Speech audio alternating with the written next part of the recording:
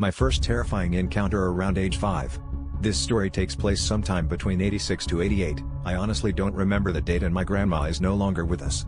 It happened in Burien, Washington, a suburb of Seattle. I do not remember the exact address of the apartments but I believe it was off 1st St. South and 154th SW. All I can say for certain is his neighbor to Dick's camera off 1st Street and a karate studio. I would stay with my grandma during work hours while my mom worked at Boeing after my dad enlisted in the army, and she lived in an SSI/retirement community. The only kids were the managers and she only had them part-time, so I spent nearly all my time alone. The apartments were 2 to 3 stories that created a stair and a courtyard in the middle where I spent most of my time playing. My grandma was attentive, but she was older and had angina. There was a younger man, which at that time just seemed like another old dude to me, that would talk to me a lot and offer little things like an ice-cold soda.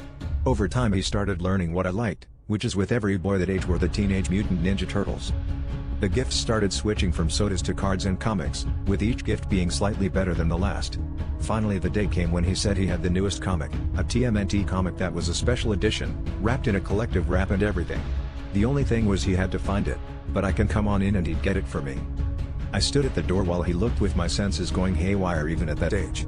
He did eventually find it, but insisted I come in to get it. Something snapped inside me and I ran up the stairs and straight into my grandma's bathroom where I cried. She finally broke through the door and asked what happened.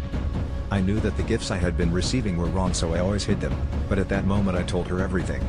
She simultaneously hugged and scolded me, and directed me to stay inside or no further than the front porch that was at the top of the building.